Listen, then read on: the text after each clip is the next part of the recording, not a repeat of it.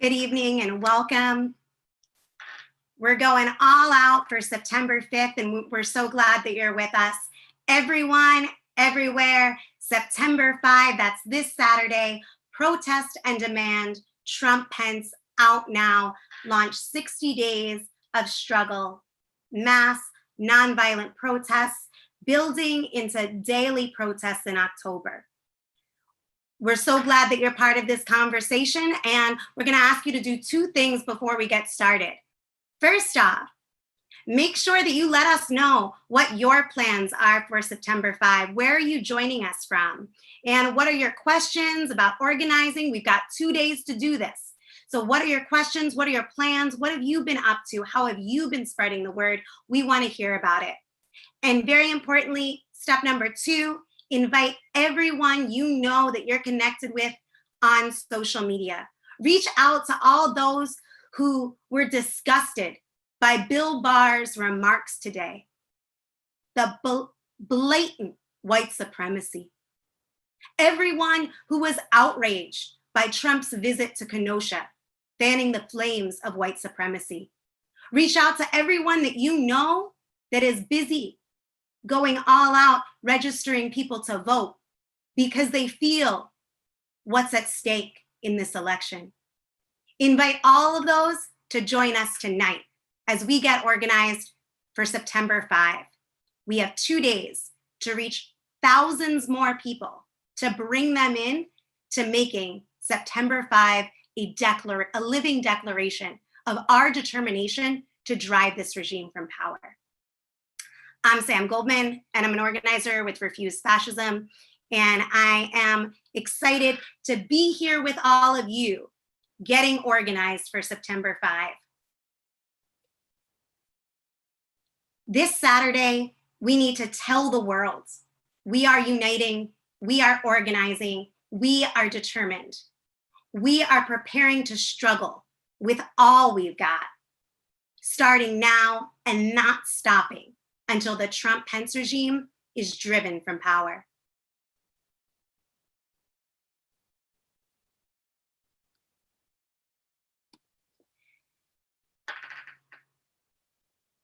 I want to make sure that you guys can see me.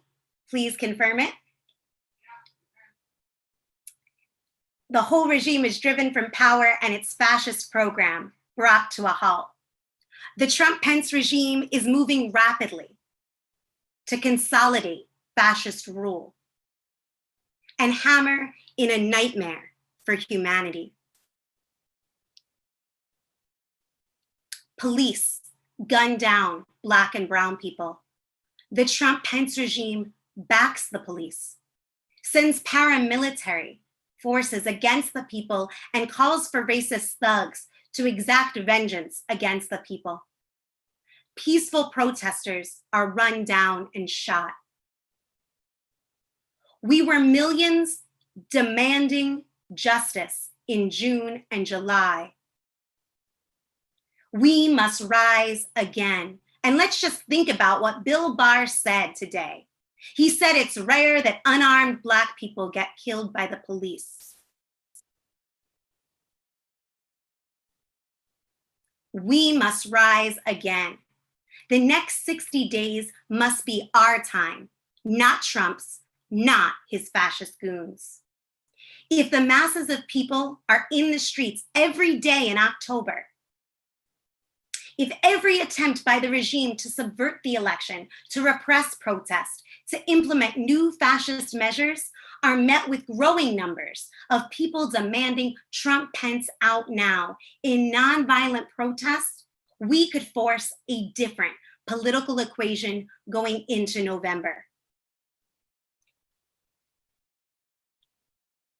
Constraining Trump's ability to easily postpone or subvert the election, and we would already be mobilized and prepared if he did so on election day.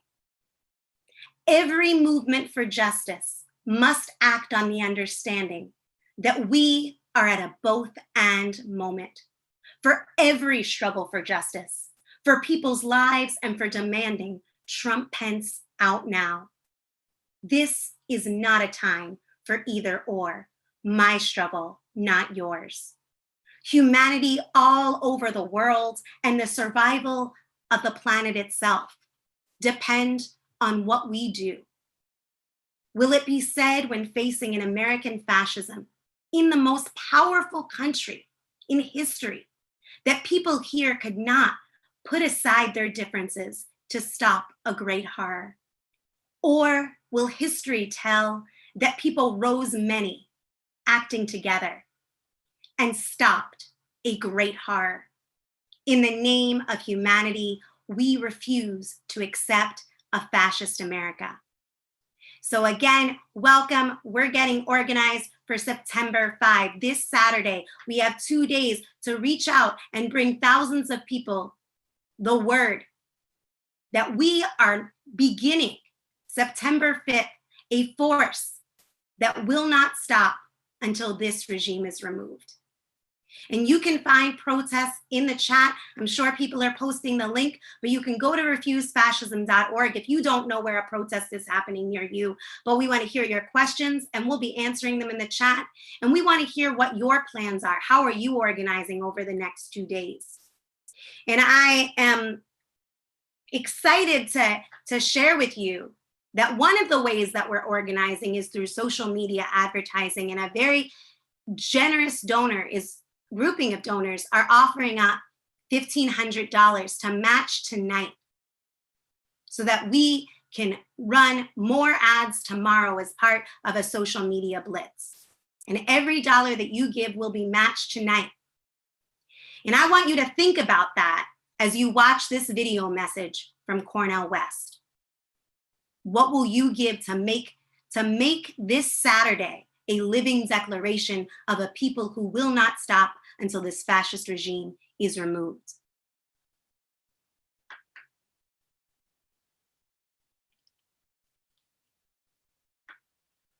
So Mark's gonna set up, he's gonna run the Cornel West video. While he's doing that, I'm gonna take a look at the chat. If other people on here have comments that they're seeing of what people are planning or questions that are coming in, please let me know. Go ahead. Have integrity and courage, who stand, Brother Cornel West, and I hope that you will stand with other human beings who are decent, who have integrity and courage, who stand with Refuse Fascism. I've been a blessed member of that coalition. I'm glad to work with my dear brother Carl Dix and the others from the Revolutionary Communist Party, but we are embracing everybody, and we want you to be there September the 5th. We will not stand for a fascist America. We won't stand for the escalating catastrophe, be it nuclear, be it ecological, be it economic, be it social. We won't stand for another brother or sister who was murdered by the police. We won't stand for Wall Street domination. We won't stand for Pentagon domination. Be with us September the 5th, around every corner of the American empire, to let the world know we won't stand for a fascist America. Trump and Pence out now.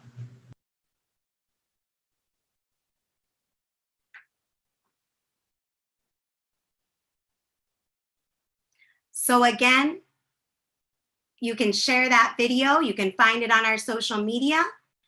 Please continue to invite people to this live, host a watch party, and donate generously so that we can get videos like that out in mass tomorrow so that thousands can find out where to be September 5th.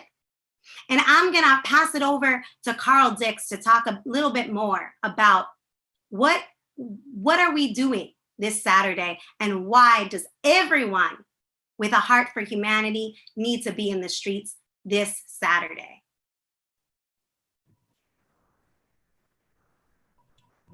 Okay, I'm trying to start my video here. Okay, there I am. Okay, so look, we're just a couple days out from September 5th. And I think to get us on the right footing, we got to start by recognizing just what's looming before us, what's looming before all of humanity, and look at it and recognize it for the horror that it actually is.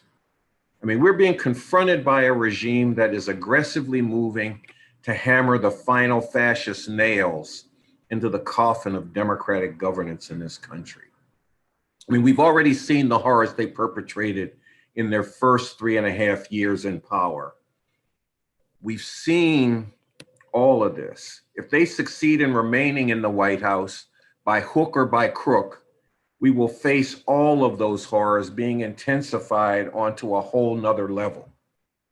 And we've already gotten a preview of what that would look like, what it would mean in the events of the past couple of weeks. I mean, there were the federal paramilitary agents sent to Portland who joined with the regular law enforcement in brutalizing people. But over and above that, went around kidnapping protesters off the street and subjecting them to interrogations. Then you had Donald Trump opening the Republican National Convention with talk about how his Second Amendment people could solve the problems of protests in places like Portland in an hour.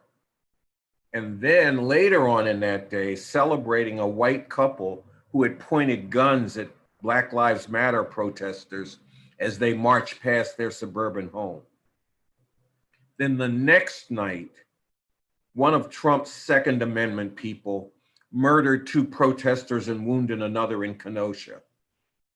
Murders that Trump and his supporters are touting as self-defense against lawlessness and chaos. And then we had just this past weekend when a pro-Trump truck caravan went careening through Portland, shooting paintballs and pepper spray at Black Lives Matter protesters. See, and it didn't even end there, because just yesterday, Trump went into Kenosha where Jacob Blake had been shot in the back 7 times by a cop only a few days earlier. He went there to praise the police department, to talk about the tremendous job that they were doing, and to show that he has their backs. See, now he's praising a police department that we all saw shoot Jacob Blake 7 times in the back as he tried to get in his car where his children were waiting for him. This was also a police department that let the vigilante who murdered 2 Black Lives Matter protesters walk past them with his murder weapon slung across his shoulders just after committing his murders, to get in his car and ride back to his home in a neighboring state. That's the police department that Donald Trump was heaping praise on.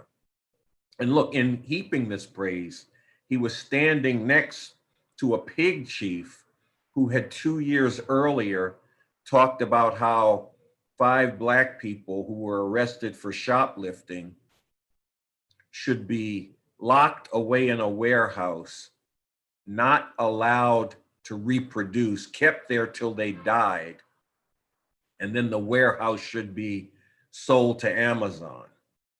This is genocide, talking about people as having criminal nature and that they and their seed should be stamped out. This is genocide, and it is not just hyperbole. It is something that we actually face. And I'm somebody who's talked about the slow genocide of police terror and mass incarceration targeting Black and brown people. But we should be clear, if this regime is able to consolidate fascist rule in America, that slow genocide could become a fast one. See, and this is just a glimpse of what more years of this regime in power could mean. And I could trace this through other horrors that they've intensified. I mean, in the past few weeks, Trump has moved to open up more of the Alaska coastline for oil companies to drill on, including areas that are sacred to indigenous people who live there. They've intensified their attacks on immigrants, using the impact of the coronavirus to shut down any procedures where people can seek asylum in the US, and then using the fact that this is shut down to force people out of the US and back to their homelands where they have fear of being killed. And they have also, in a cruel twist, deported people who were infected with the coronavirus in the concentration camps that the US has set up on the border back to their homelands, intensifying the problems that those countries are having with the coronavirus. So you have a pandemic that's growing in Central and South America that could be stamped made in the USA. See, and there's even more that I could talk about, like the 200 judges that Trump has packed onto the federal bench, who are people who are itching for a chance to take away a woman's right to abortion. See, that's a world of hurt that we'd be facing if they're able to stay in power. But it's even more than just that world of hurt. Because if this regime can cling to power, it will enforce a different form of rule. One where its opponents will find themselves rounded up and jailed, where any space to resist has been closed away from people. And on this point of rounding up opponents, we should take note of the fact that the acting head of the Department of Homeland Security and the Attorney General Bill Barr have already publicly put out there that they are investigating the possibility of doing just that, rounding up the leaders of Black Lives Matter and Antifa as domestic terrorists and throwing them into prison. This is what we face, and it'll be catastrophic for all of humanity if it isn't stopped. And let's just be real, it is up to us to stop it. Now, doing this won't be easy. They've got a lot of really ugly shit these fascists have going for them. But we should also look at our side. We've got a lot of powerful and beautiful things going for us too. One big one is the uprising that's been playing out in the streets against police terror, police murder, and white supremacy since the murder of George Floyd with that pig's knee on his neck for almost 9 minutes. And this uprising has continued and even had resurgences because the police ain't backed up since then. In fact, they've continued to brutalize and murder people.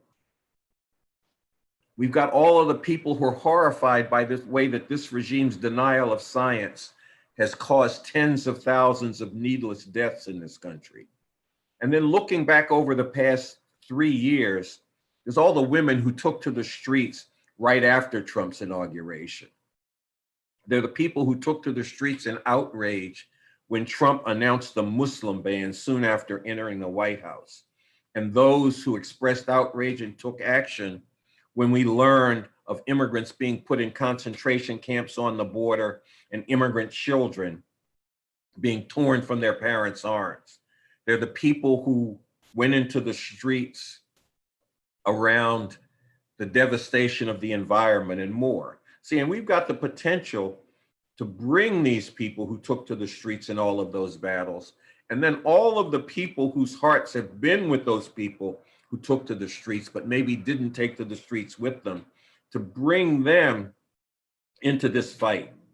To do that, we have to reach to them and put squarely before them what's actually at stake, what horrors await all of humanity if this regime is allowed to cling to power, and what that could really mean.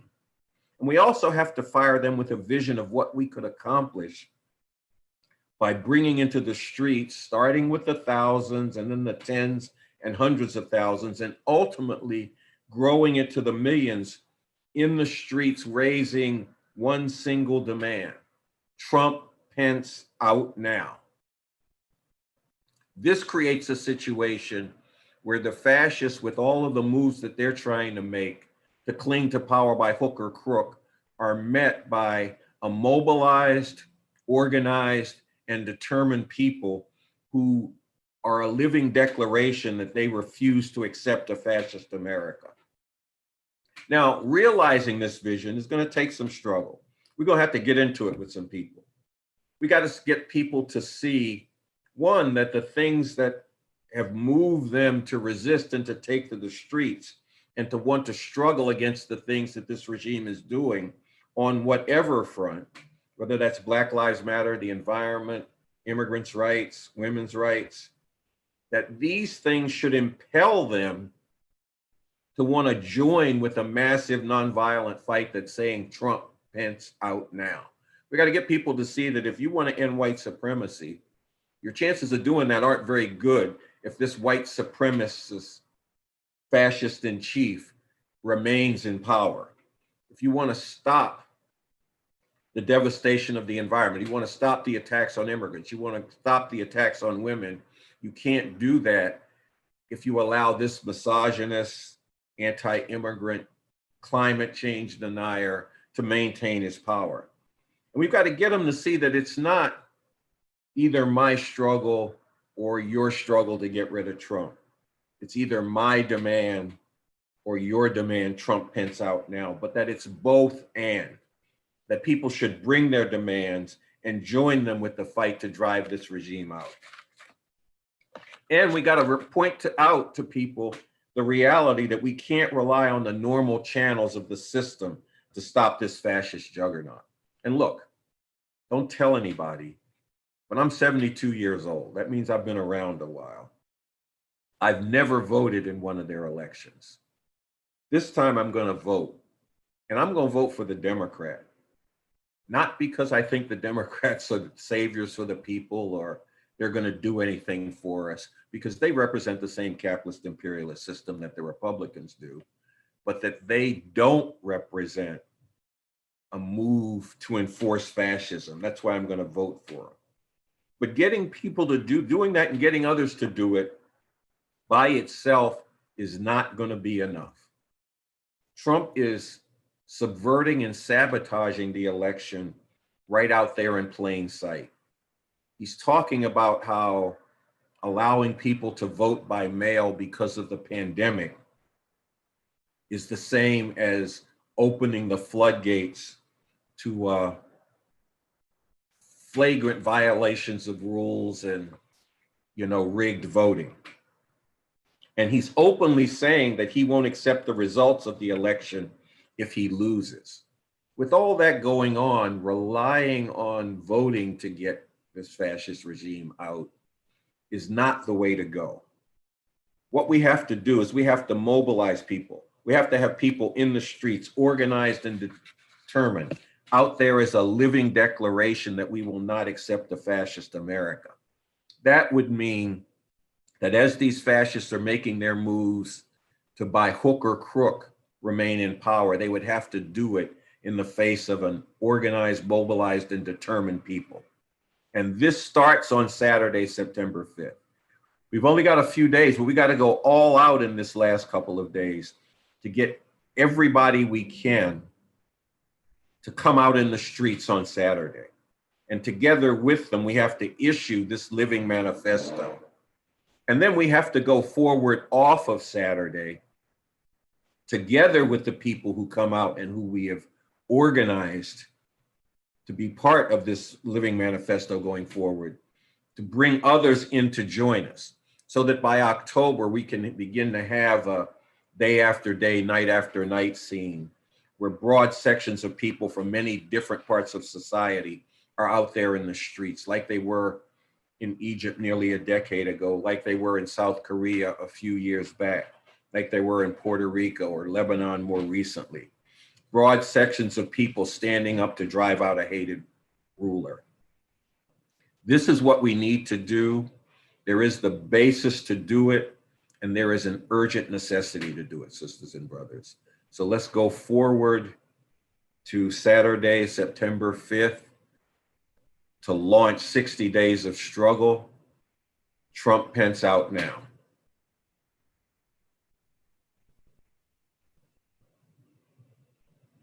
Okay, that's me. Thank you, Carl. So everybody that was listening to what Carl had to say about how urgent it is for us to act,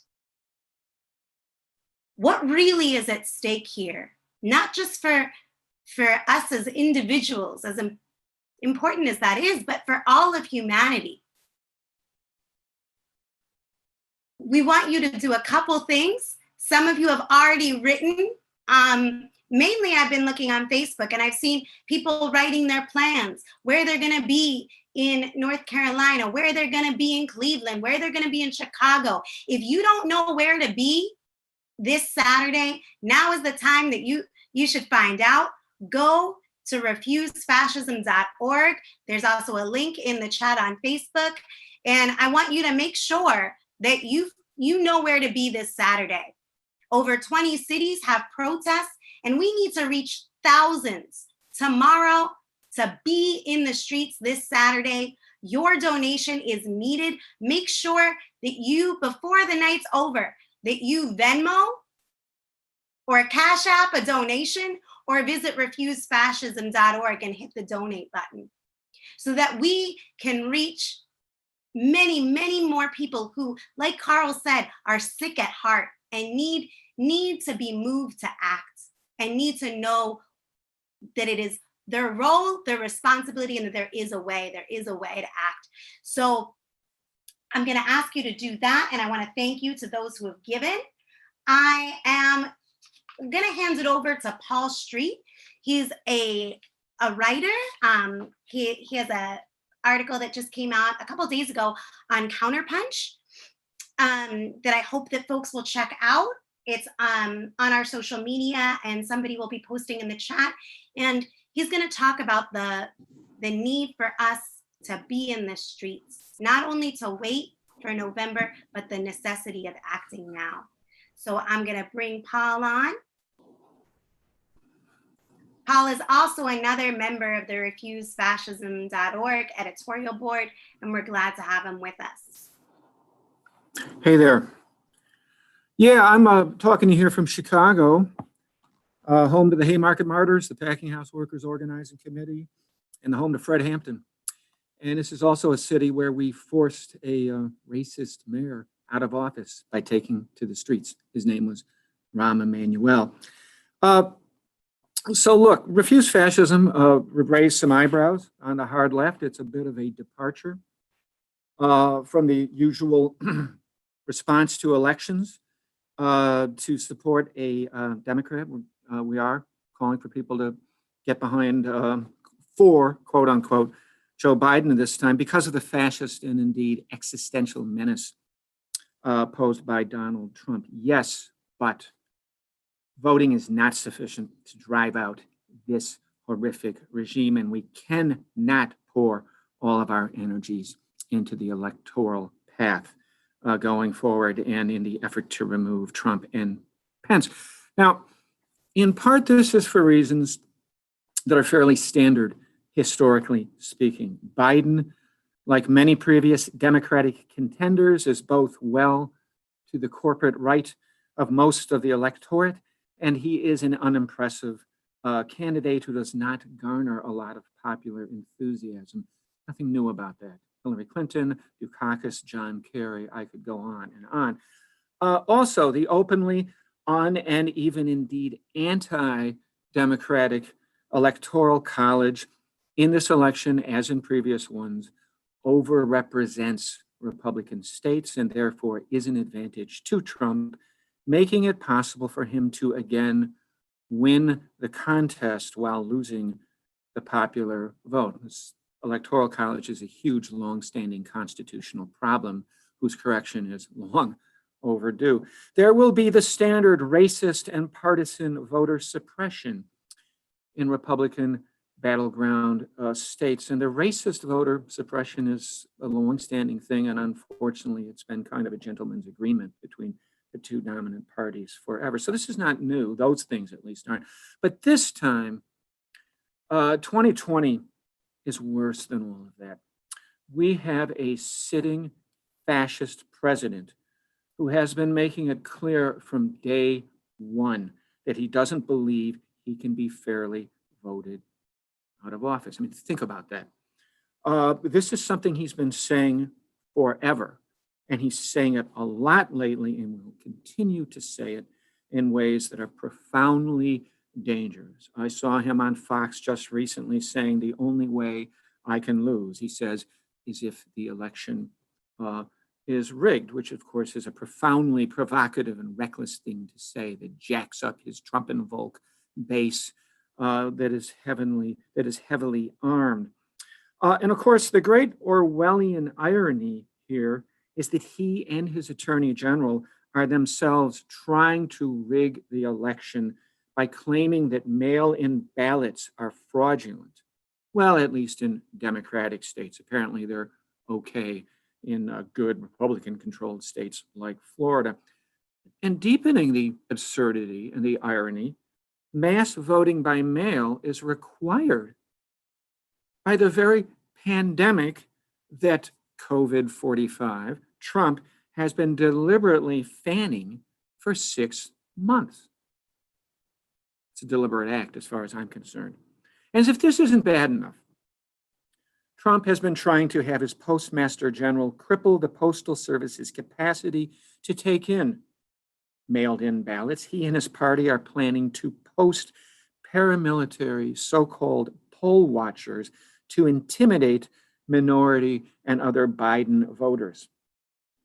And they and their allies are pulling all kinds of schemes to convince Black and brown Americans not to vote. He and his party, Trump and his party, have control of much of the federal judiciary, which will have to deliberate when he contests an election that does not go his way, as he will have his personal attorney, Attorney General William Barr, do if the count goes to Biden. You can count on it. Trump's whole life is about taking people to court, takes everyone to court, everything to court. It's very unlikely, as Coco Dots recently pointed out on the Refuse Fascism website, that the U.S. military, this is a dream that I hear from some Democrats, that the U.S. military is going to intervene and remove Trump by force if he refuses to accept an election count. Well, the head of the Joint Chiefs of Staff, the top military official in the country, has announced that the U.S. military will not intervene to remove Trump as long as Trump is challenging the count in the courts. And of course, like I said, that's all Trump's done. Trump's whole life is challenging anything he doesn't like in the court. So we can count on him challenging an election that doesn't go his way, if in fact it doesn't go his way. Bloomberg News has recently done a survey showing that Trump voters are much more likely to vote in person than Biden voters. So it's quite possible that people will see a big Trump sweep. It'll be an artificial sweep, but that they'll see a big Trump sweep on their television screens. You know, it's Steve Kornacki and everybody pointing at the maps on their television screens on election night. Then, if and when the final count with mail-in votes says Biden, they won't buy it. And they'll have had Trump telling them that the whole thing's rigged and that mail-in ballots are rigged and all of that. And with Trump feeding them this line that the whole thing is rigged, the potential for bloodshed, for violence, for all of this going to the streets is extremely high. I saw an expert commentator on cable news today, an election expert, say that she's planning on election month this year, not election day, election month. In other words, this thing is going to the streets in all likelihood. We might as well get good at taking to the streets right now as soon as possible, because we're sure as hell in all likelihood going to have to take to the streets. That is in November, in December, in January, perhaps beyond. At the same time, we should take to the streets to show the powers that be that they are going to face a mass uprising that they might not want to face if they let Trump steal it. In other words, we might have to take to the streets. In all likelihood, we do need to take to the streets, even for the limited objective of having a decent, normal, bourgeois election, insofar as such an election is possible under the American system.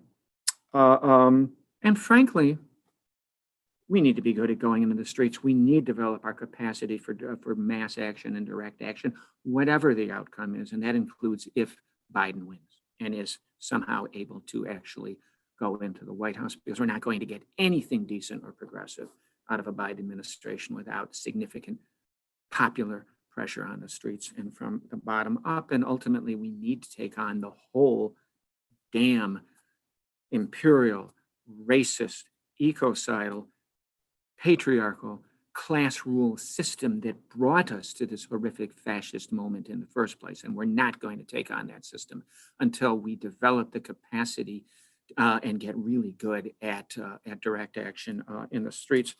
You will hear from your Democratic allies and friends, from some of them, don't protest, vote. Or even protesting right now works for Trump.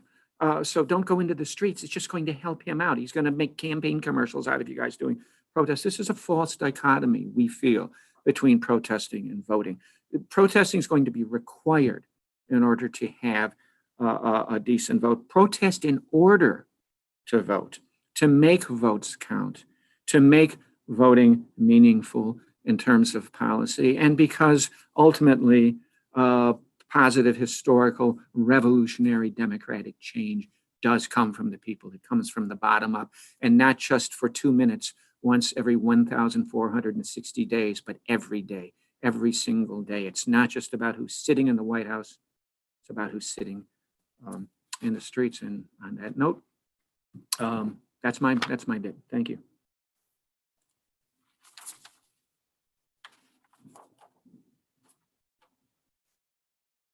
Thank you, Paul.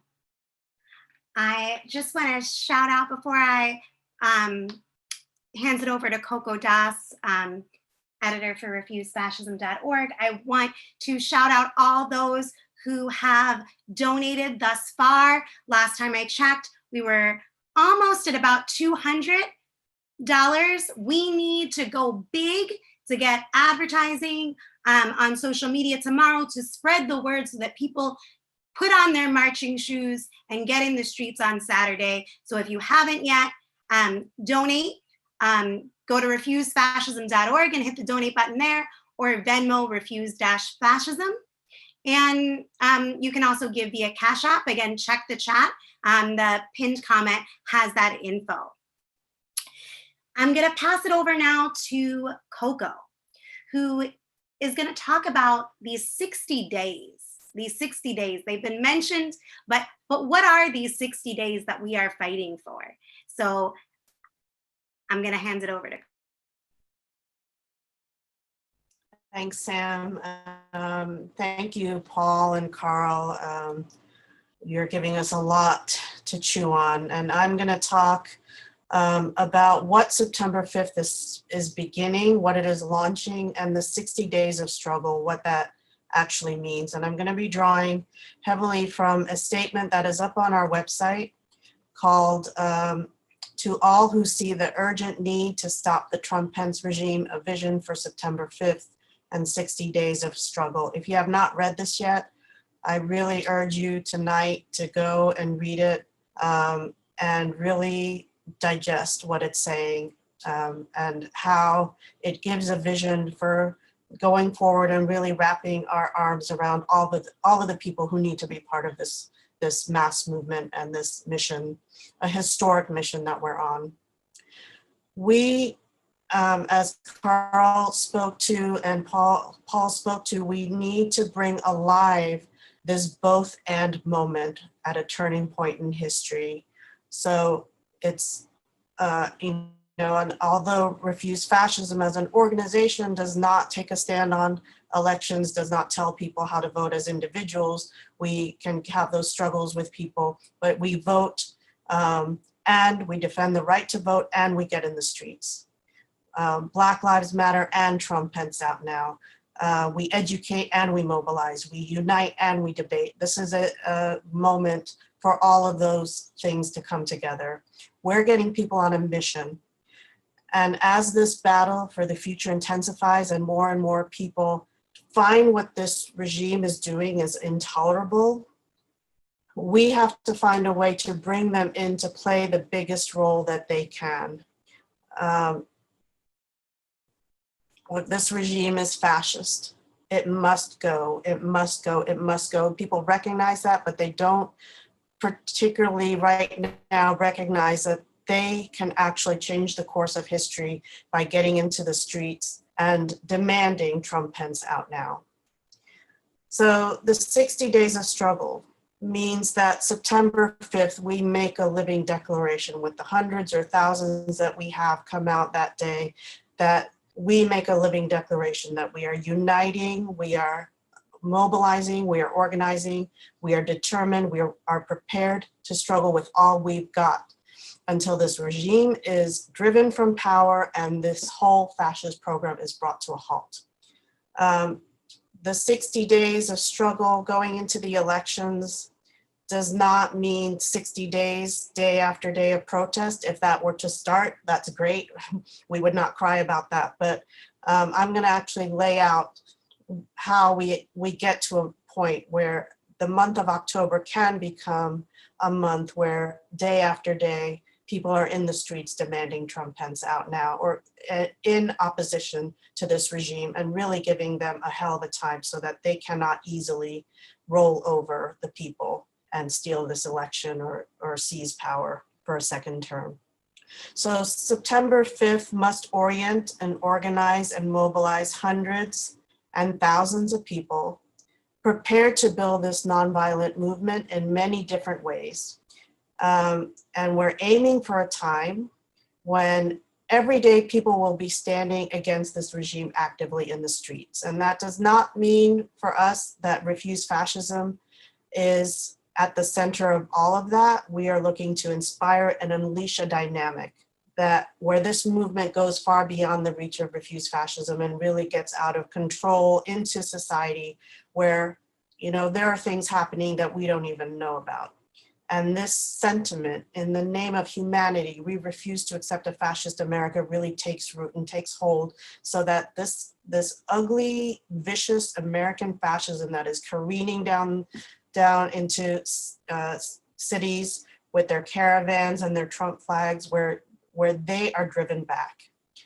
So what could this look like concretely?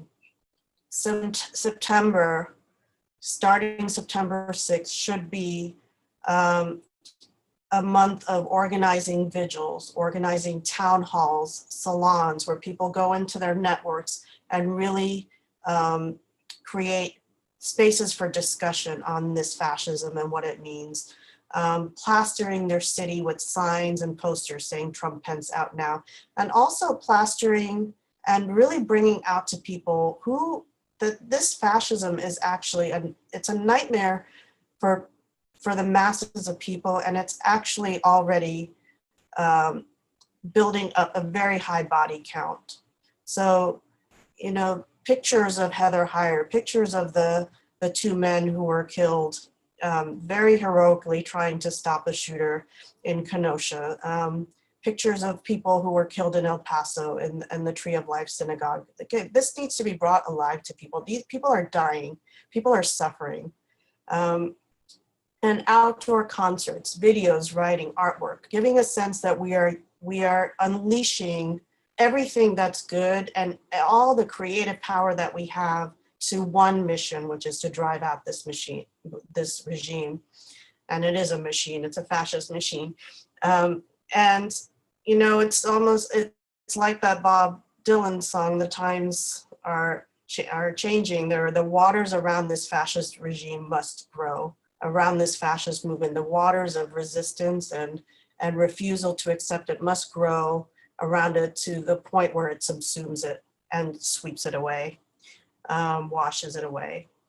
So we'll be in the streets in September as we've always been, calling our own protests and around particular outrages, joining with others who are, you know, continually coming to the streets against these police murders and police brutality.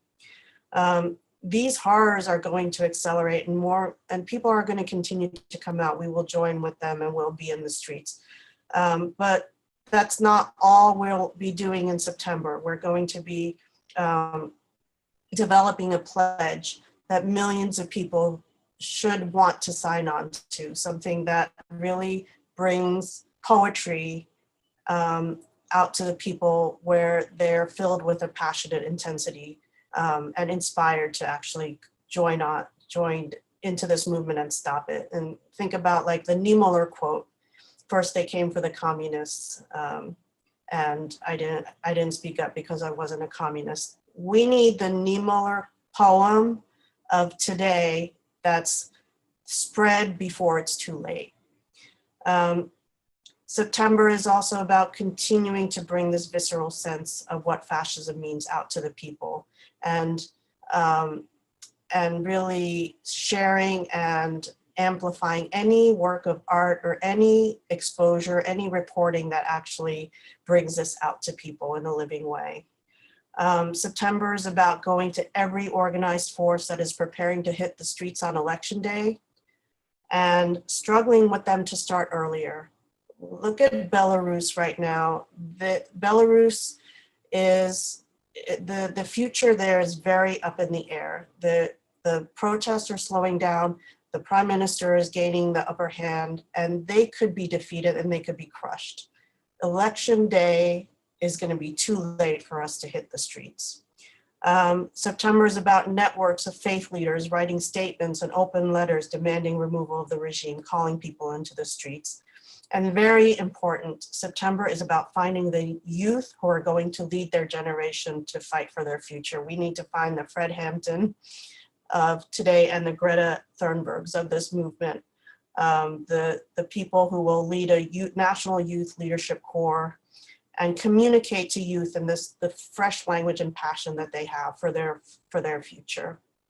So that by October, we are in a situation where protests happen every day, just like they did in June and July, but in direct opposition to this fascist regime and what it's bringing down on the masses of people. Protests that make visceral the demand Trump and Pence must go. No one can say that once this gets going, once we have a dynamic like this, that this can't lead to a situation where Trump is driven out before the elections. But short of that, sustained protests in October can and must lead to a situation where on election day, people don't just vote against Trump in big numbers, but they are mobilized and prepared to oppose with massive sustained nonviolent protests, just the way that Paul was talking about. They are mobilized to oppose the fascist forces we know that Trump is planning to unleash. And they're gonna have to get over that hurdle before they do anything to seize power. But this vision statement is a very important tool for the 60 days of struggle, and everyone should take particularly this last paragraph to heart. Sam said it at the beginning, I'm gonna say it again. Humanity all over the world and the survival of the planet depends on what we do. Will it be said when facing an American fascism in the most powerful country in history, armed with nuclear weapons, which it brandishes, that people here could not put aside their differences to stop a great horror? Or will this time history tell that people rose as many acting together and stopped a great horror? And when people are posed with these choices, there is a potential for millions to pick the right side. So I'm gonna stop there. You're gonna get a lot of very concrete tools for making September 5th what it needs to be and for launching the 60 days of struggle. Coco, before you leave the screen, can you let people know about tomorrow? Or did Tomorrow, I was gonna do that later. Do you want me to do it now, the social? Yeah, I have that on the thing for later. Oh, do it now. So tomorrow, there is going to, I'm going to share 4 things actually. So for the next 2-day push, tomorrow, you're going to go all out on social media between 10 a.m. Pacific time and 10 a.m. Pacific time, starting at 10 a.m. Pacific time, 1 p.m. Eastern. You're going to be part of a Twitter storm. And somebody will be putting in the chat the hashtags. If you want to be part of this this social media army, this Twitter army. You're going to fill out a form that will be in the chat, and you're going to get model tweets to send out during the Twitter storm. And also tomorrow, to send in videos of why you're coming out on September 5th to raise the demand Trump Pence out now, or to post your own videos on social media. There are models, and you can look at what Cornel West did. Put them on social media and tag @RefuseFascism on all platforms. Should I go into is that good for now, or should I go into the other 2 points? Whatever has to do with that. Yeah. So also tomorrow, or starting tonight, tell everyone you know where to be. Make sure that everyone knows where to be on Saturday and what time. Make sure you have RSVP'd on the Action Network link. Make sure you email this out to everyone. It's the button that says sign up on the homepage. And if you haven't invited people to your Facebook event and ask them to RSVP, do that now, or do that as soon as we're finished here. If you don't know if this is happening in your city, you go to refusefascism.org right now and find it, or plan your own. It's not too late. You can email us at info@refusefascism.org, or you can use the sign up button and tell us where you want to hold a protest on Saturday. The most important thing, send emails to all your friends, send text messages. The most important thing is to make sure that everyone knows where to be and when on Saturday.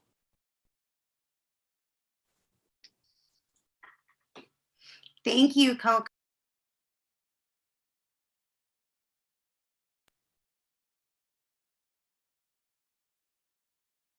I turned myself off instead of Coco off. Sorry about that, guys. So I want to thank Coco again, because look, we have 2 days and a lot can change in 2 days. A whole world can change in 2 days. We need to be out there, and we need to be letting the whole world know. This was said before, but I just want to come back to it because it's really important. Telling the whole world that we are uniting, we are organizing, we are determined, we are preparing to struggle with all we've got, starting now and not stopping until the Trump-Pence regime is driven from power and its fascist program brought to a halt. And so I want to say thank you to everyone who's donated so far, that's helping bring that to life, so that tomorrow thousands can be reached. And we're at, I believe, let me double check my notes. We're at $795 out of our $1,500 goal for tonight. So if you haven't given yet, there's still time to do so, but time is running out. So please do it so that we can really make a big splash tomorrow on social media. I have some points, but I do want to bring out something that somebody mentioned in the comments. There was an important statement that was shared from Richard Procida, an endorser from LA Progressive. He wrote, "Our democracy is at stake. Civil rights are at stake. Human rights are at stake. Freedom is at stake. The American way of life is at stake." And another person wrote, "By the administration's inaction and purposeful misinformation campaigns surrounding COVID, they are committing a genocide on Black, Brown, Indigenous populations." And so in that time that I read that, we're now at $895. So thank you. Continue to give, be generous, dig deep. And I want to talk a little bit briefly about how we're going to organize all those who come out the day of and what it looks like on the day of. And I want to tell organizers that this is going to be an email, and in the interest of time, I'm not going to lay it all out, but I think a lot of it Coco did. I want to let people know that people should be prepared to share audio statements, including an audio statement from Cornel West, So make sure that you've got a charged up phone and a Bluetooth speaker of some sort. You can get them pretty cheap these days. So make sure that you're set up. You need a phone, you need a Bluetooth speaker, and we can amplify these voices of conscience. Make sure, Coco said this, but I just want to underscore it. You've got 2 days. Make sure that you have plans for when on Sunday or on Monday or within that next week, very quickly after Saturday, you're going to have a mass meeting, or you're going to do a banner hang, or you're going to have some sort of social distance gathering. Where are you going to be? You got to let people know. And in order to let people know, you need to know. And if you need help figuring that out, you're going to DM us on social media at Refuse Fascism, or you're going to email info@refusefascism.org. Everyone that comes out on September 5th, everyone who has responded positively to this call and demand should be unleashed to make this their mission and to continue on for 60 days of struggle. Everyone has a role to play, and everyone should aim to play the biggest role they can. That everyone who comes out on September 5th, if this is your first time organizing a protest, I know in Orlando that is the case, and it's a beautiful thing. Know that everybody that comes out to join you, they're not just bodies on the street. They're real people, and they came for a reason. They want this nightmare to end. So let's find out who they are and give them a way to become organizers right on the spot and in coming days. And some of the ways to do that are to distribute palm cards, to take a stack of palm cards home, to go around and get out posters to other people that are there. There's QR codes available at refusefascism.org with links to our social media. A volunteer can be going around with that. Holding banners, helping lead chants, taking a selfie and posting it on their IG and tagging the celebrities that they look up to. And those are just some ways. Live streaming the protests. These are all ways to involve people. Make sure that you have somebody going around and talking to people to find out who came out. Materials can be found at refusefascism.org. There's printable materials. Make sure that you have stacks of flyers that people can leave with, of stickers people can leave with, of posters to get up in the neighborhoods. Make sure that you're signing people up via those QR codes so that you can stay connected. Tell people to go out. I said this at the beginning to you all, but everyone that comes out should be called upon to find all those who are outraged, all those who are upset, so upset that they don't know what to do, the people who are going all out registering people to vote, and get them involved in making the 60 days that Coco talked about happen. And if you can, try to meet up after the protests, and be sure to follow up with people who come out. Like I've been doing all night, I've been bringing up fundraising, because none of this can happen without serious funds. We're talking about having hundreds of thousands in the streets ultimately. And in order for that to happen, I mean, millions are really needed to oust this regime. But if you're thinking about day after day protests in October, that's not going to happen without significant funds. And so fundraising should be woven into plans. People should be empowered to go and shake the bucket, to reach out to people along the march route, to share the Venmo and Cash App information. And it's a way to organize people. It's giving people a way in. Even if they're just sitting in a cafe and watching the march go by, now they're part of the movement when they donate. They're part of ousting a fascist regime. And I know a lot of chapters like to do Facebook Lives during the protest. That's really, really important and essential. While you're doing it, don't forget to talk to the people viewing who aren't going to be able to come and join that protest. Some should leave their apartment as soon as they see you and head on over, but not everybody's going to do that. And so people should dig deep and look at you and get inspired, but not just say thumbs up. They should join you by donating, and then find the next time that you're going to be in the street and get with you. The hashtag again is Trump Pence Out Now. And on the day of, people should use that Sep 5 protests it will really help if people are using that date and the event. And mask up, be safe, social distance. Know that our protests are not violent. We refuse to be provoked, but we will not be deterred or turned back from our goal. And make sure to encourage people to get to know the people that they came out, that they are with at the protest. People should be creating and forging a community that's going to go forward and bring thousands of people with them to oust this regime while there still is a chance. And there's going to be, for chapters, some more things, but I want everybody, go to refusefascism.org. There's a wealth of resources there. If you need help, reach out. In the chat, people are going to put the phone number, they're going to put the email, they're going to let you know. Again, there's an Action Network sign up for people that want to be part of the social media storm tomorrow. But let's go out tomorrow and let's really let the whole world know that we are a force that's not going to be stopped until this regime is removed from power. And we're mobilizing right now. We're preparing. We're not sitting back and waiting. We're acting now because the future of humanity is at stake. So we're going to put the hashtags for tomorrow. I think there's September 5 protests. I want to say it right. And Trump Pence out now. Again, join us 10 a.m. Pacific time, 1 p.m. Eastern time for that Twitter storm tomorrow.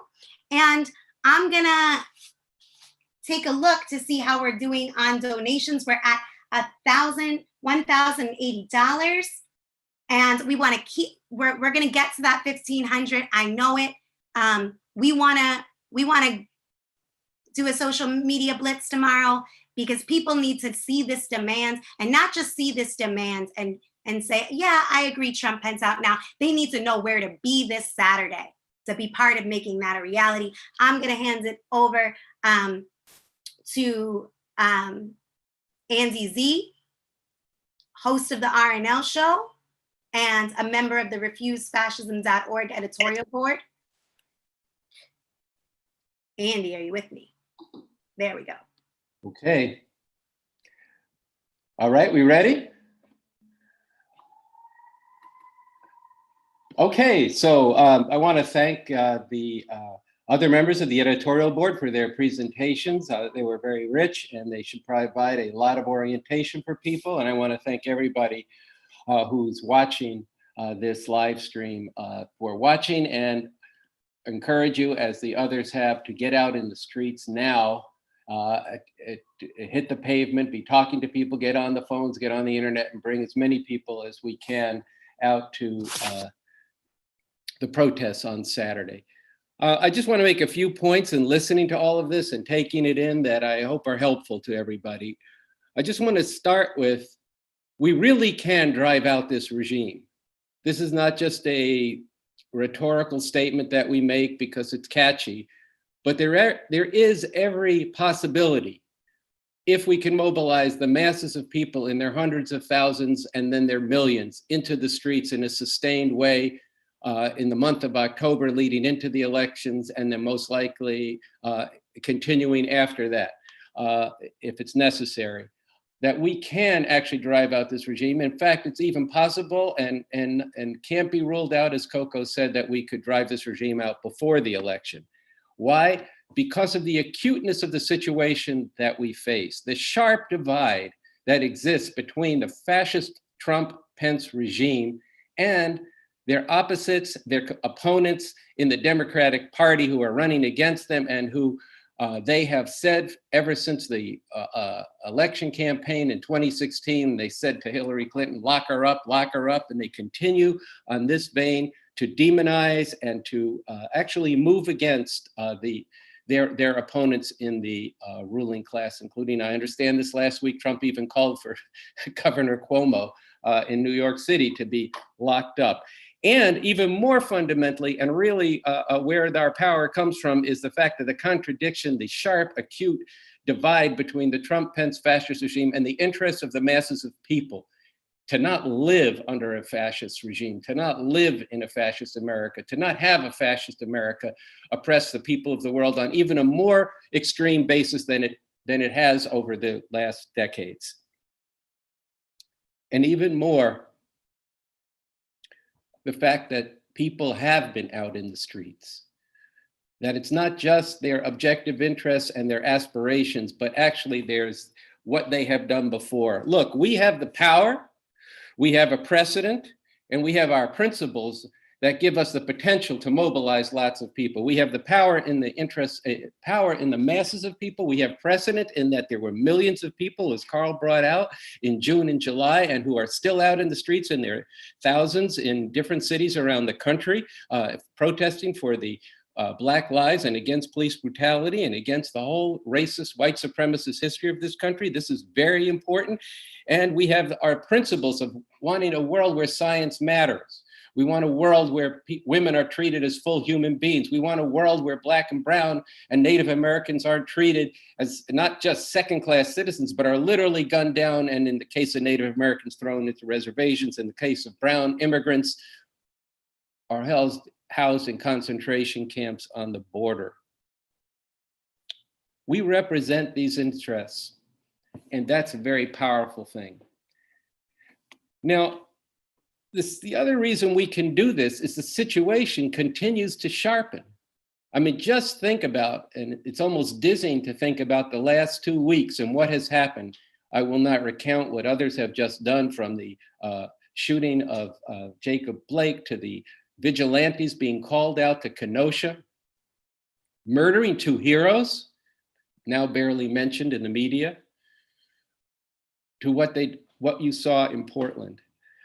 And even at the center of this, what is so egregious and so sharp is that Republican National Convention, which was nothing but a Nazi rally.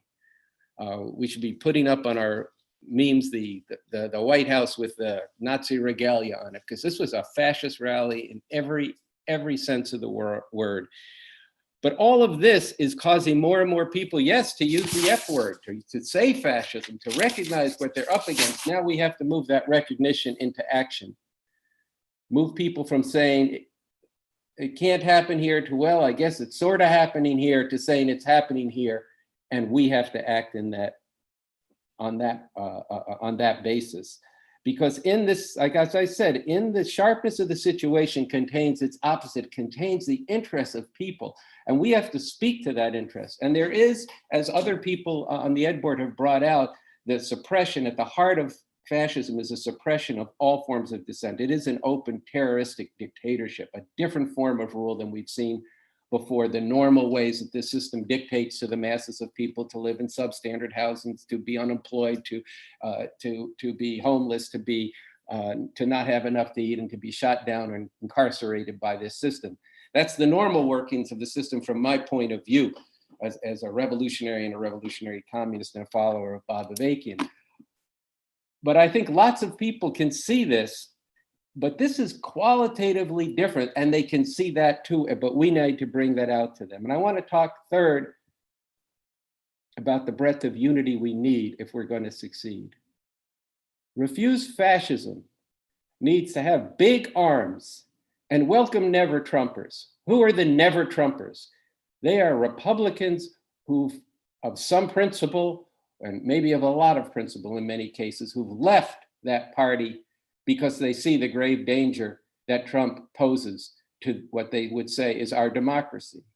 We need to have a movement that includes Democrats, including people who are convinced Democrats, people in the Biden campaign who come to recognize the necessity to unite broadly in a mass struggle in the streets to drive this regime from power, because they see that the interests of humanity, and they see their own interests at stake in the kind of world that they think there should be.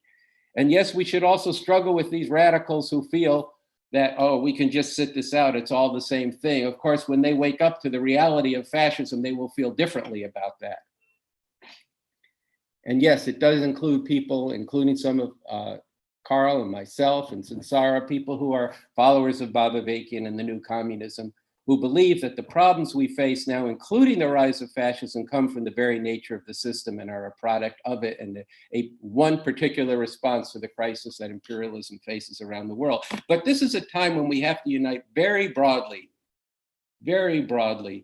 to defeat this regime by bringing the one power we actually have, which is in the masses of people, out into the streets. I do want to say something about voting. As Carl said, I'm with him that this is the first time that I personally will be voting against Trump and for Biden, because it would be a great outcome in this election if Biden won by a landslide and Trump said, I'm going to leave office. That is not the likely outcome.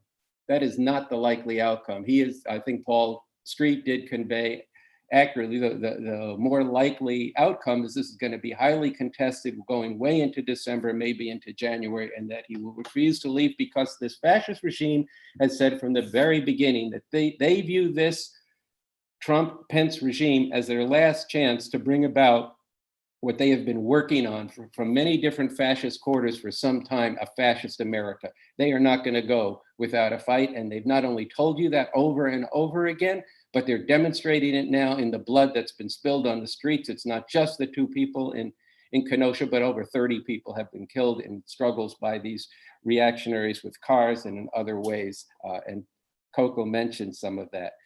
I do want to say that Refuse Fascism as an organization takes no position on voting. We don't advocate voting. We don't advocate not voting. We don't advocate for any candidates. So that the opinions that I expressed and Carl expressed and Paul Street expressed are our own opinions as to what our relation to this particular election will be. And that's an important point. But the main point I'm making here, my third point, is that we have to unite very broadly in this struggle to drive out the regime, which is why we have one single demand: Trump, Pence out now. The Trump-Pence regime must go. That is what we are united on, and that will allow the broadest number of people to take to the streets. Now, as this crisis develops, should Trump refuse to leave office, contest the election, if hundreds of thousands of people have been in the streets and that grows to millions, as it will grow in the kind of outrage over him trying to overthrow or actually steal the election, then if you have that power in the streets, and even if we have it now, if we can actually get that going beforehand, there are forces, and we're sort of counting on this, that faced with a society-wide crisis, with millions of people in the streets, society shutting down in that kind of way, the kind of thing you got a taste of in June and July, and as Coco said, that you're seeing now in Belarus, where they're going out every weekend. They saw it before in the Arab Spring and in South Korea. In that kind of situation, different people in the ruling class could decide for their own interests and for their own reasons that to escort him out, and that even could include the military or sections of the military at that point. You don't know what's possible when masses of people take history into their hands, which is what we are calling for. This is no joke. This is not an easy struggle, but really at this point, this is the only recourse the masses of people have. They don't fully understand it yet. That's our job. So everybody who comes to the 5th, and we have to get as many people out there on the 5th, need to be turned into organizers. They need to be turned into advocates. They need to be turned into activists on every platform they can find to be bringing more and more people out into the streets in October and gathering people together now, as Coco and Samantha were saying, in cultural events and discussions and debates, in protests, and taking up different manifestations of where the Trump people are trying to prevent the vote or steal the vote or anything else they're trying to do, or suppress the masses of people in any and every struggle. We need to be there, but we have to be gathering this force to prevent a great catastrophe to humanity. That's our mission. And preventing this catastrophe, I just want to say, opens up a lot of possibilities. I want to just say this is an extremely beautiful and powerful thing we are doing. Imagine, just think about, really reach deep into not only your own heart, but the hearts of masses of people who have been living with this horror of this regime, this maniac, 180,000 people unnecessarily dead from this pandemic. Some people, yes, would have died from this. That's not a question. They have all over the world, but this is way made worse by him. But imagine what it would mean if people were driven, if this regime was driven from power by the united action of hundreds of thousands of millions of people. The sense of possibility of changing the world in whatever way each of us see that would be greatly heightened. The unity between people would be heightened.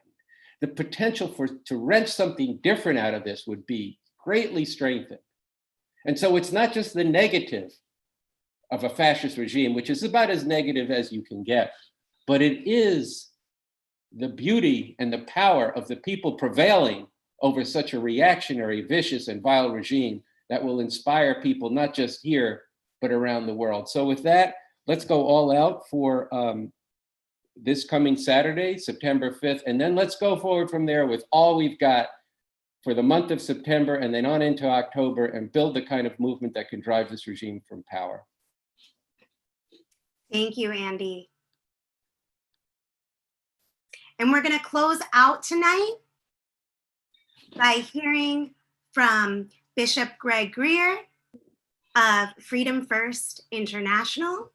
And we're glad to have him with us. And he did a video statement that you can check out on our website. It's a great example of what you can do tomorrow during the social media blitz. And we are only $85 short of our goal. I know we're going to reach it. I know that we're going to go all out tomorrow and bring those thousands who need to be in the street Saturday. Thanks everybody for tuning in, and let's have a listen to Bishop Greg. Thank you, Samantha. I am really short, and I can't really add a lot to whatever everyone else has said, and everyone else has said basically has spoken to the moment and the sense of urgency. I only wanted to say that I, for one, am honored to stand with a lot of you as comrades. I consider a lot of you family. I consider you family because of the way that you have worked over the 4 years that I have been a part of this organization as an organizer and as an activist. I feel that the people here represent the best of humanity. And I am honored again to stand with you. The only thing that I want to say is, as we are proceeding into this evening, we are in the midst of going into the next 55 days, I believe it is. We are in the midst of one of the greatest challenges that has presented us in world history. I believe that this is history that we're making. And I would like to say that in this struggle that we're in, I would liken this, if this was World War II, I believe this would be Normandy. If this was the Civil War, I believe that this is the Battle of Gettysburg. And the urgency has to be expressed, like it's been expressed time and time again, that if we don't come together now in this day and age, not only will the communities be destroyed, as many of us have said, but we will be destroyed. And that's the way that we have to look at this. If we do not stop this regime,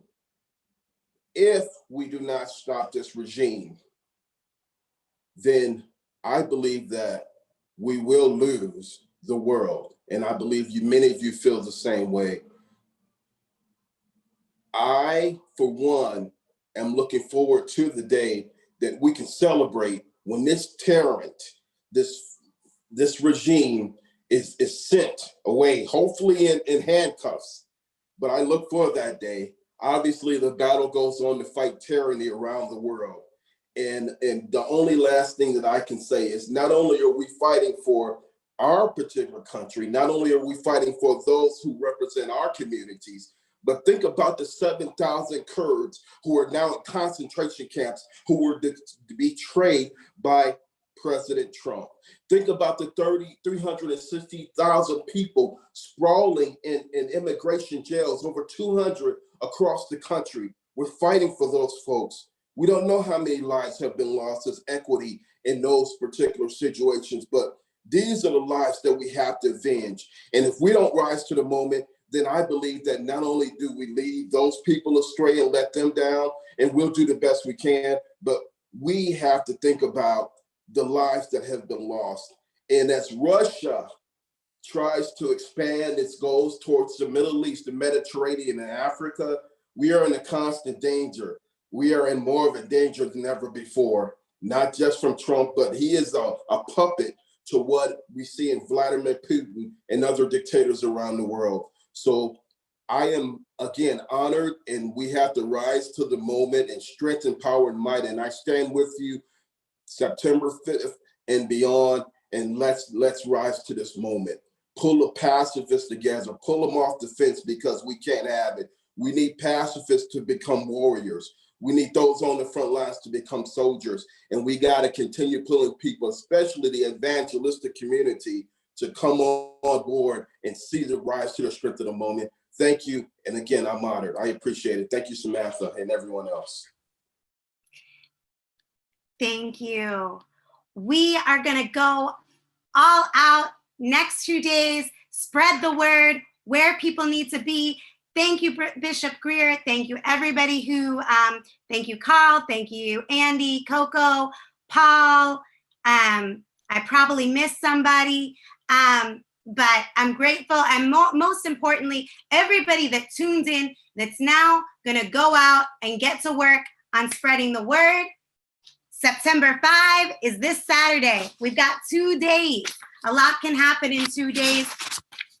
Everyone, everywhere, September 5, protest, demand Trump, Pence out now. We're kicking off 60 days of non-violent struggle. Find a protest if you don't know where to be at refusefascism.org. And thank you. We've exceeded our match, but more is needed, so continue to donate. It's posted up there for you, and we'll see you in the streets.